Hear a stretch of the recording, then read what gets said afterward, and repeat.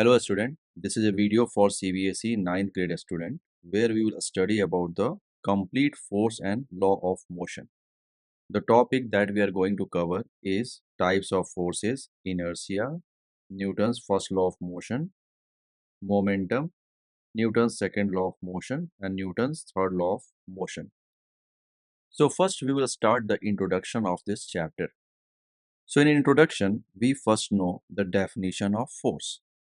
So it is the pull or push of the object. If consider this is the object and we apply the force on the left side, then it is considered as push. And same object, if we apply the force on the right side, then it is considered as pull. You can also understand this pull and push concept by a simple example. If we consider a door, here is a handle. If any person is on the left side and a person on the right side, so for left side person we will push and for the right side person it is pull. I can also say that force direction towards the body, then it is push. Force direction away from the body, it is pull. Here you see force direction is towards the body, so it is push. Force direction is away from the body, so it is pull. In types of forces, we have to study about the contact and non-contact force. Second is balanced and unbalanced force. So let's start first with contact and non-contact force. Let's understand this contact force with a simple example.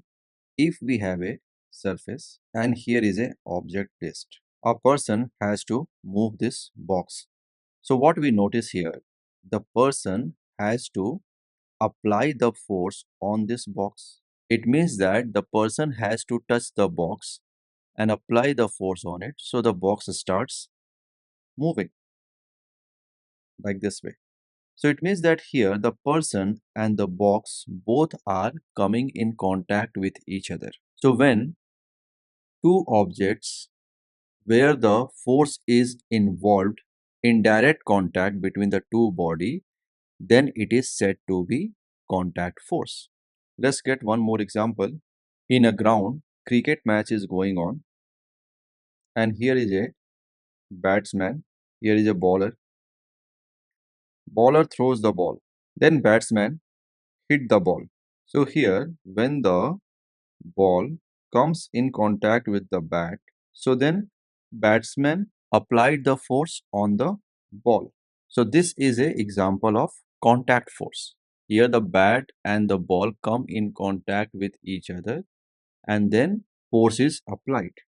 I hope you understood this part completely, so we can write the definition of a contact force. So this is the definition of a contact force. When a force involves direct contact between two bodies, it is said to be contact force. Here is few example of contact force: friction force, normal force and the tension. Let's understand the friction. It is the force that resists the motion when the surface of one object comes in contact with the surface of another object. If we have any surface, it should be rough surface, and when we put an object and we apply the force in this direction, so friction will be in the opposite direction to oppose this motion. That force is said to be friction. Normal force is the force that surface exert to prevent solid objects from passing through each other. It is always perpendicular to the surface. If we have a table, on this table if we put a book, so due to this table, book will not able to fall down. So it means that here normal force which opposes or prevent the book to fall down. So here the upward force that we are seeing it, this is the normal force. And it is always perpendicular to the surface. If our surface is inclined, then the normal force is perpendicular to it. Third is tension. Tension is defined as the force transmitted through a rope, a string or the wire when pulled by the force acting from opposite side. So this is the fixed surface, here is the rope and we take a body of mass m. So suppose if there could be no rope, then what happened? The body will definitely fall down. But because of the rope, body will not able to move down. So it means that the string creates a tension here. So the type of force is tension and it is in the upward direction. Let's move to the non-contact force. Non-contact force is opposite to the contact force. In non-contact force, two forces is not in direct contact with each other. Means their surfaces are not touching with each other. So if we take example, we know that Earth revolves around the sun. Here is the sun and the Earth. So Earth will revolves around the sun.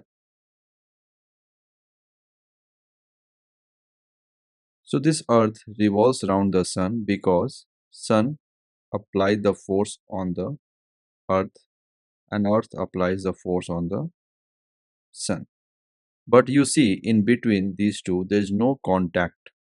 So it means that the force is acting, but it is a non-contact force. Similar example we can take if we are using a magnet and keep it at certain distance. So we notice that there is a force of attraction between the south and north pole, but they are not in contact with each other. So previous example, which is the gravitational force acting, and the next example, it is a magnetic force. These are the example of non-contact force. So here is three example of non-contact force: gravitational force, magnetic force, and electrostatic force. Gravitational force pulls object with mass towards each other. As you see in the previous example, sun and earth both has mass. So these two masses attract each other and develop a force. This force is called as gravitational force. Gravitational force is always attractive force. Magnetic force can be defined as the attractive or repulsive force that is exerted between the poles of the magnet and electrically charged moving particles. So as you see the previous example, we had two magnet, both are magnet, and when we keep nearby, they could attract or repel. When they have an unlike charge like south and north, they will attract and like charges repel each other. Similarly, electrostatic force is the attractive as well as repulsive force, but it caused by the electric charge particles. If we have one positive and one negative charge, so they will attract each other and there is no contact required between them. So here, similar to the magnet, unlike charges attract each other and like charges repel each other. Now we'll study about the balanced and unbalanced forces. First, we will see about the balanced force. Balanced force have equal and opposite forces acting on an object such that the force cancel out and there is no change in motion. Let's take example. As you see in this figure, here is a box. It is placed on the surface. So we are applying two forces of same magnitude. Both are the same magnitude force. But what change we are doing? We are changing the direction of the force. One is going towards the right, another is going towards the left. So these two forces of same magnitude but opposite direction cancel out each other. So the impact of the force on the box is zero. Or you can say that net force acting on the box will be zero. Why F net is equal to zero? Why total force acting on the body is zero? In motion module, I explained you about the scalar and vector quantity. So force is a vector quantity. So right side direction force, we can write it as plus F, and left side direction we can write it as minus F. So if you add both of it, plus F and minus F. So it will come as 0. So this is the net force. So when net force is 0, this is the condition of a balanced force. Now we'll study about the unbalanced force. In unbalanced force, the magnitude of force is unequal and opposite forces act on the body. So the force do not cancel out and there is a change in motion. If you take the similar example as we took in the balanced force, as you see in this example, here is a box. We are taking two forces F1 and F2. The magnitude of F1 is greater than F2. So in this case, the body starts moving in the right direction because the magnitude of F1 is more than F2. So if F2 try to move it towards the left side, but the magnitude of F1 is more, so the net force will be acting on the right side. You can understand this by a simple example. Let F1 is equal to 10 Newton and F2 is equal to 4 Newton. So here the magnitude of F1 is more than the magnitude of F2. So F1 will apply 10 Newton on the box and F2 will apply the 4 Newton on the box. So the net force acting on the box will be 10 Newton minus 4 Newton. It is equal to 6 Newton. So in this case, net force is not 0. So when the net force is not 0 on the body, it means that force is acting on the body. So due to that, the body will change the speed of the motion. Let's take one more example. In tug of war, one side, as you see, there are total 3 person is present and another side 1 person. So definitely this 3 person will apply more force and the direction of force is on the left side. And this person want to apply the force on the right side. But this is a case of unbalanced force. On the left side, force is more than the on the right side. So here F1 is greater than F2. So the rope will move on the left side. So the condition of unbalanced force is net force is not 0. So when the net force is not 0, so what changes we will see on the object? So these are the three changes that we will notice when it is a unbalanced force. First is change in motion. Change in motion means if a body is moving with a speed of 3 meter per second and when we apply the net force in this direction, so its speed could be 10 meter per second after a certain time. So that's the change in motion. Change in direction means if a body initially was moving in this direction, now if we apply the force, so the body could move in this direction. So the direction of the body changes when unbalanced force is applied on the body. Third is change in position. Change in position means as you see this box initially was at rest. But when the net force is acting on the left direction or on the right direction, body will start changing the position. So this is the change in position. Here in this example, we will see on the same body, both balanced and unbalanced forces acting on it. So the balanced force acting is normal and the weight of the body. Both are in the opposite direction and having same magnitude. So this is example of balanced force. So in this case, no net force is present on it. But if you see horizontally, we are applying the force of 10 Newton. So this is example of unbalanced force. So when we apply the 10 Newton of force, then the body starts moving in this direction. So as you see, there is no change in the vertical direction because on vertical direction, it's a balanced force. But on horizontal, it's an unbalanced force. So the body will move on the right direction. So this is a combination of both balanced and unbalanced force. Sometime in exam, they ask the question when the body is present on the surface, so that how many forces are acting on it. So you will draw the weight and the normal. I hope you understood this part properly. So our next topic is inertia. Inertia is defined as the property of matter by which it tries to maintain its state of rest or of uniform motion along a straight line. In simple language, if we define inertia, so inertia is a tendency of any object to remain at rest or in uniform motion. As you see in this figure, this is a cardboard, and over the cardboard, a coin is placed over it, and this is a glass. So a person quickly move this cardboard towards in this direction.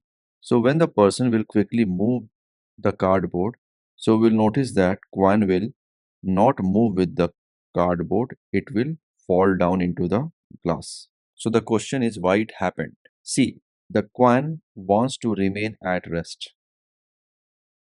Why it want to remain at rest? Because it is a property of a body to remain at rest or in uniform motion. Any body, even we also try to remain at rest or in uniform motion. So here coin is also a matter. So coin will try to remain at rest or in uniform motion. So here the coin is at rest. So when we apply the force and move this cardboard, so coin want to retain the state of rest. So that's why coin will fall into the glass. Second example we can take.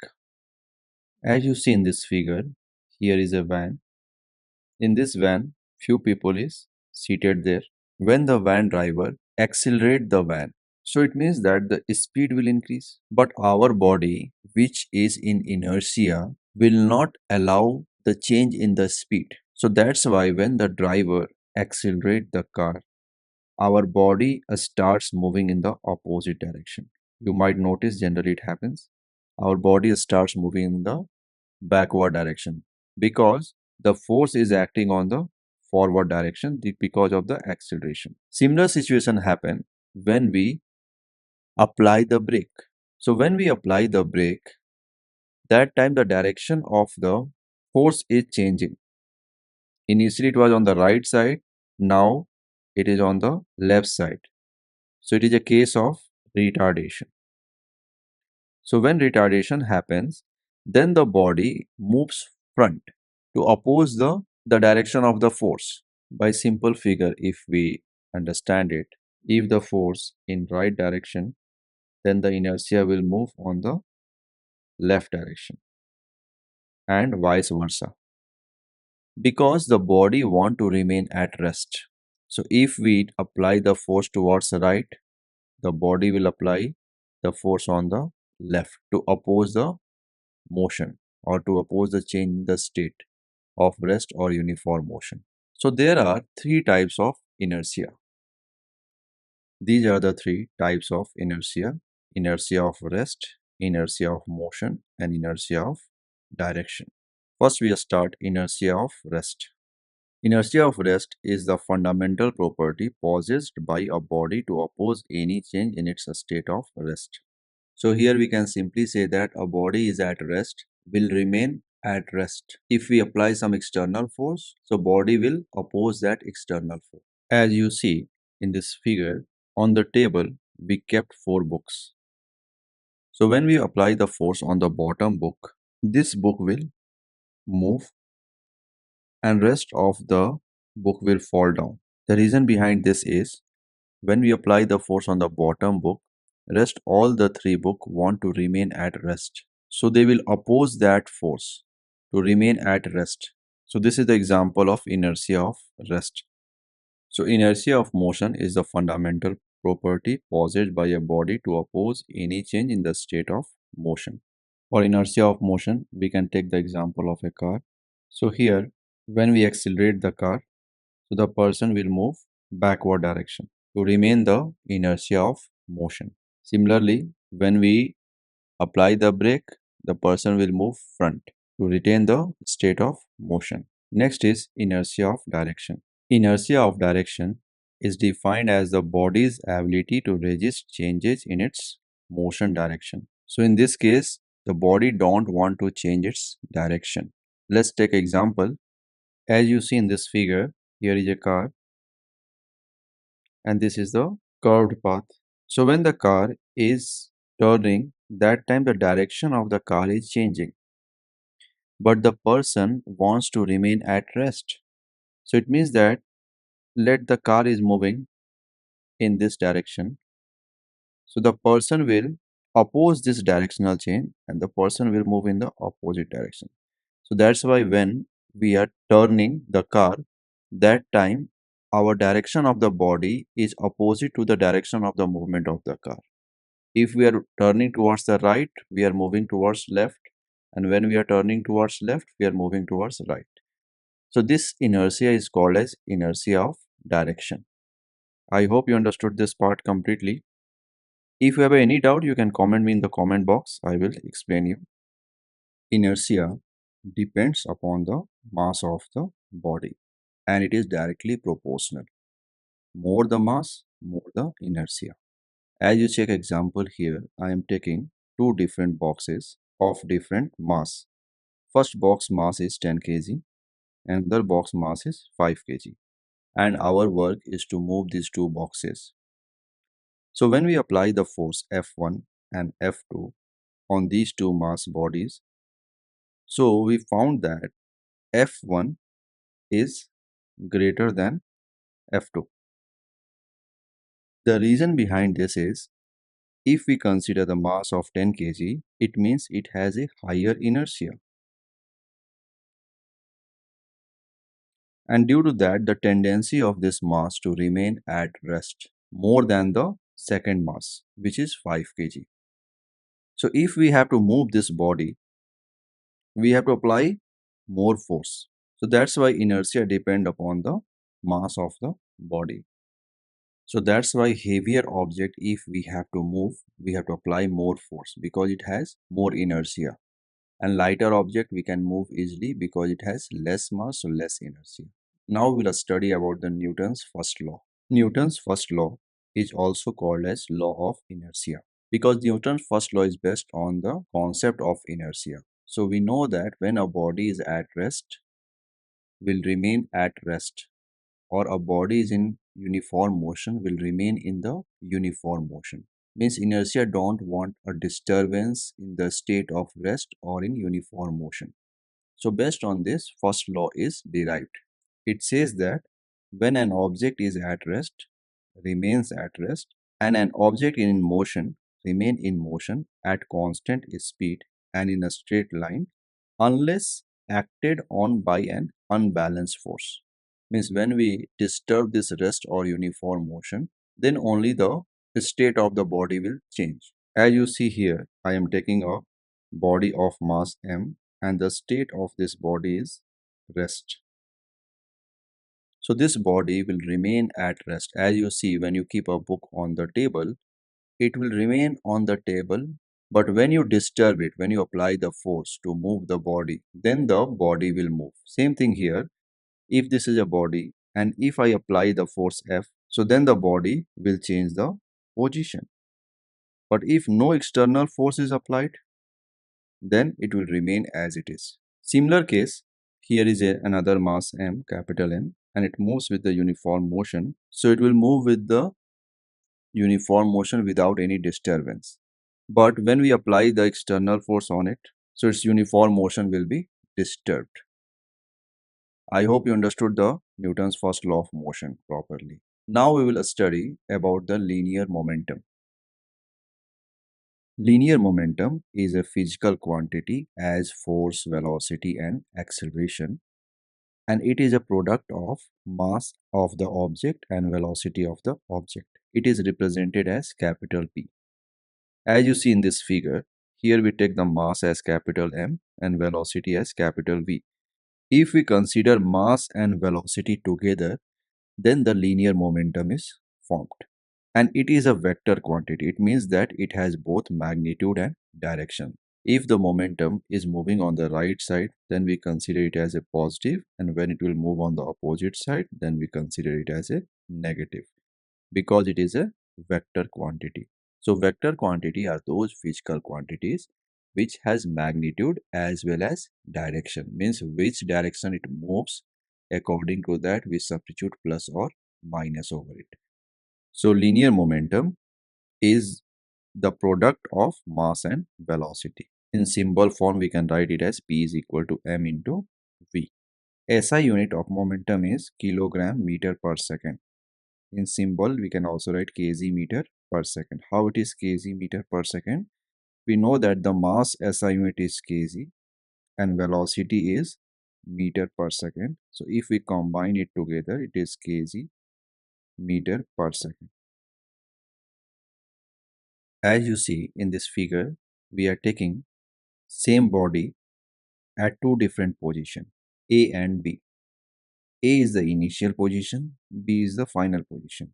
So initially, the mass was small m and the initial velocity was a small u. And when the body reaches to point B, then the mass remains the same because the body is same, but final velocity is changing. It becomes v. So initially, the velocity was different and final velocity was different. So due to that change in the velocity, momentum will change. Initial momentum is m into u and the final momentum is m into v. So if we have to find change in momentum is equal to final momentum minus initial momentum. So if we represent final momentum as Pf and initial momentum as Pi, so Pf is equal to mass into final velocity minus mass into initial velocity. So based on this formula, we will try few questions. As you see in this question, a truck and a car have same momentum whose velocity is more and why. So you see this is our car and here is the truck. So the mass of car is a small m and the mass of truck is capital M. Car is moving with a speed of u and the truck is moving with a speed of v. So according to the question, momentum for the car is equal to the momentum of a truck. So we know that momentum is equal to mass into velocity. So m into u is equal to capital M into v. So here capital M mass is more than the small m because car mass is less than the mass of the truck. So from here u is equal to capital M into v by a small m. So we can say that the speed of the car is greater than the speed of the truck. Let's try next question. In this question, two objects of mass 100 gram and 200 grams are moving along a straight line and the direction with velocity of 2 meter per second and 1 meter per second respectively. Find the ratio of their momentum. So we know that momentum is equal to mass into velocity. So if we consider m1 as 100 gram, m2 is equal to 200 gram, v1 is equal to 2 meter per second, v2 is equal to 1 meter per second. So from here p1 by p2 is equal to m1 v1 divided by m2 v2. m1 is 100 gram, v1 is 2 meter per second divided by 200 gram into 1 meter per second. So we get it as 1 by 1, it is equal to 1 is to 1. So the ratio of P1, P2 is equal to 1 is to 1. In this question, a hockey ball of mass 200 gram traveling at 10 meter per second is struck by a hockey stick so as to return it along its original path with the velocity of 5 meter per second. Calculate the change in momentum occurred in the motion of the hockey ball by the force applied by the hockey stick. As you see in this figure, Here is a ball. This ball moves in this direction with a velocity of 10 meter per second, which is the initial velocity. Now after that, it reaches to the hockey player, and then the direction of the ball changes to opposite direction and its magnitude becomes 5 meter per second. We have to find how much change in momentum takes place. So we know that change in momentum is equal to final momentum minus initial momentum. So final momentum is equal to mass into velocity, final velocity. But here we have to check the direction. So it is considered as minus 5 meter per second. And for the initial momentum, it is 0.2 into 10 meter per second. We always convert mass to kg. So if we substitute the value in the formula, change in momentum is equal to m into v minus m into u. M is 0.2, v is negative of 5, m is 0.2 and u is 10. If we substitute, we got minus 3 kg meter per second. What minus represents here? Minus represents the direction of the momentum. It means that the change in momentum is in the opposite direction. So that's why it is negative. I hope you understood this question properly. Now we'll study about the Newton's second law. Newton's second law states that the rate of change of momentum of an object is proportional to the applied unbalanced force in the direction of the force. From this statement, we can write it as force is directly proportional to the change in momentum and inversely proportional to the time. It means that when the time will increase, then the force will decrease. And when the change of momentum will increase, it means that force will also increase. Second point, we have to note it down. The direction of the force and the direction of change of momentum will be the same. It means that if we apply a force on this direction, so change of momentum will also be on the same direction. So previously we have studied about the change in momentum, which is equal to final momentum minus initial momentum. Final momentum is equal to P into V minus M into U, which is the initial momentum divided by time. So if we take mass common, then it can be also written as M bracket V minus U by T. So when we remove this proportionality, because proportionality is just a relation, but when we have to solve the problem, we have to convert it equal to sign. So when we convert proportionality to equal, we always put a constant. So here the constant is k, and the value of k, we consider it as a 1. So the formula will be F is equal to m v minus u by t. So this formula is based on initial and final velocity of the body.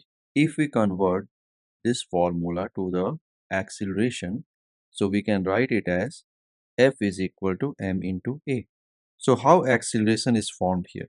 So in motion chapter, we studied about the v is equal to u plus at relation. It is used in the accelerated motion. So from that, a is equal to v minus u by t. So here in the formula, we know that F is equal to m v minus u by t. So if we remove this v minus u by t with a, so the force is equal to mass into acceleration.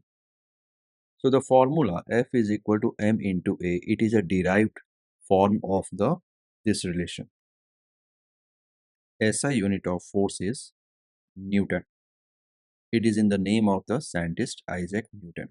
So 1 Newton is equal to 1 kg meter per second square. How we are getting 1 kg meter per second square? So we know that mass is kg and acceleration is meter per second square.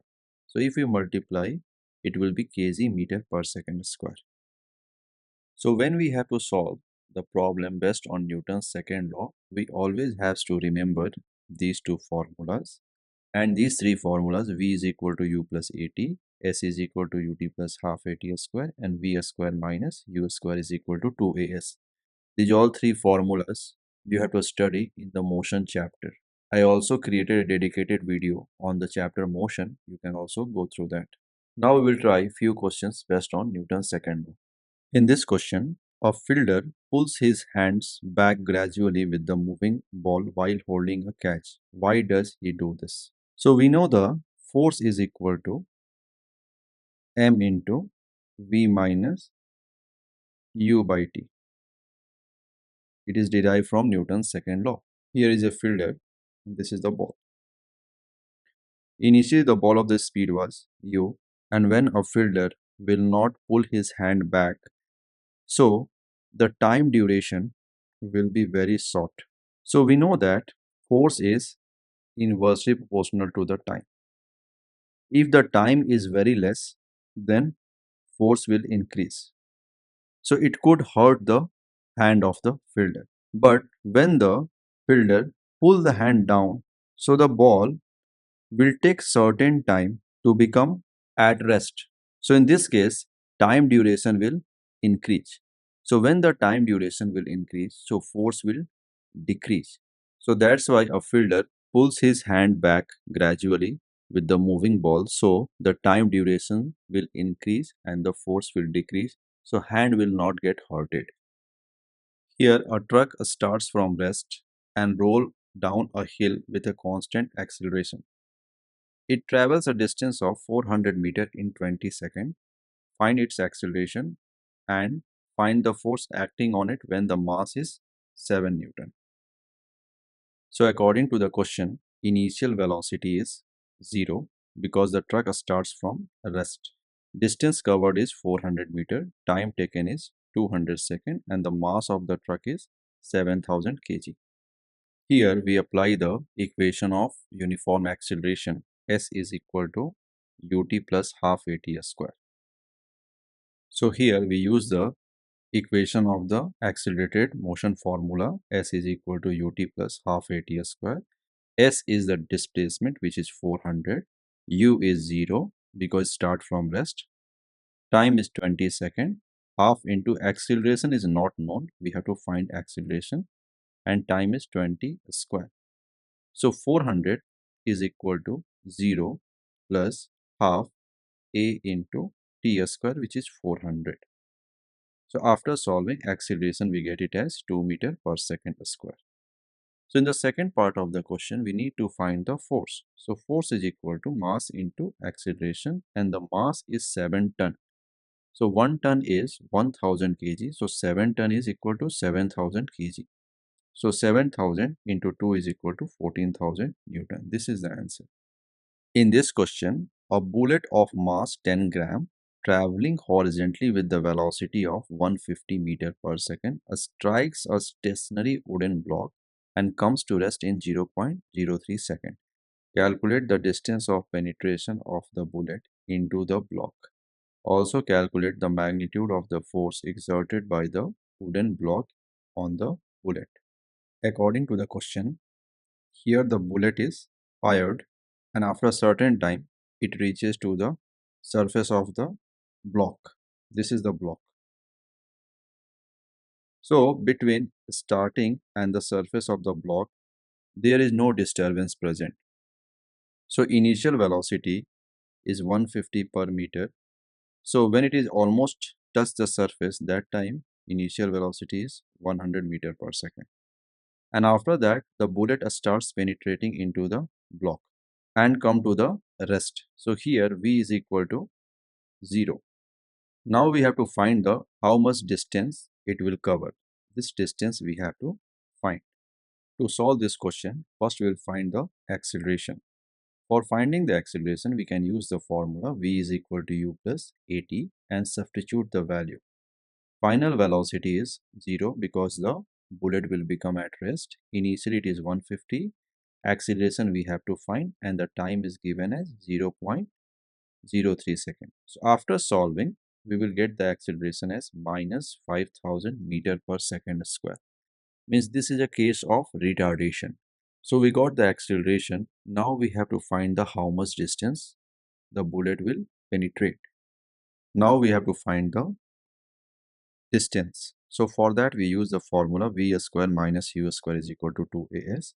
So v is 0, u is 150, and acceleration we got it as minus 5000.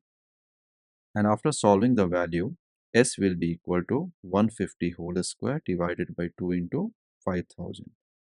So after solving, it will come as 2.25 meter. So this is the first part of the question. Now we have to find the how much magnitude of force exerted by the wooden block on the bullet. To find the force, we can use F is equal to m into A. Mass is 0.01 kg. Acceleration is minus 5000. So F is coming as minus 50 Newton. So the magnitude of force applied by the wooden block on the bullet is minus 50 Newton. Now we will study about the Newton's third law. Newton's third law states that to every action there is equal and opposite reaction.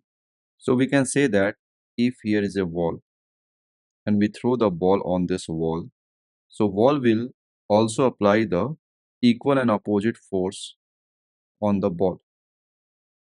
So the action is when the first ball applies a force on the second object.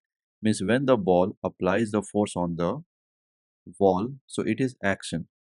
And when the wall will apply the force on the ball, that is called as reaction. So reaction is the later will apply a force back on the former. Action and reaction are always equal and opposite in direction.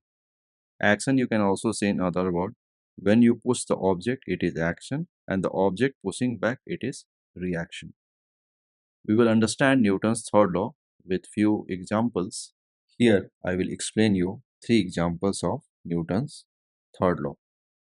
In first example, as you see, here is a gun. When the bullet is fired, bullet will move forward. So this is the action. When the bullet is fired, then the gun will recoil backward direction. This is the reaction. So when the bullet is fired, then the gun moves backward direction. In the second example, so here the competition between the two players takes place. This is player A and player B. Player A hit the player B. So this is the action. And reaction is the jaw exert force on the fist. So this is the reaction. In the third example, a boy jumps from the boat. So when the boy jumps from the boat, that time its feet apply the force on the boat, which is the action. And reaction, the boat apply the force on the man. So due to this, the person can jump out of the boat. I hope you understood this example properly. This is the end of this chapter. So if you like my videos, do subscribe it and like it. If you face any problem, please comment me on the comment box. I will try to help you. Thank you.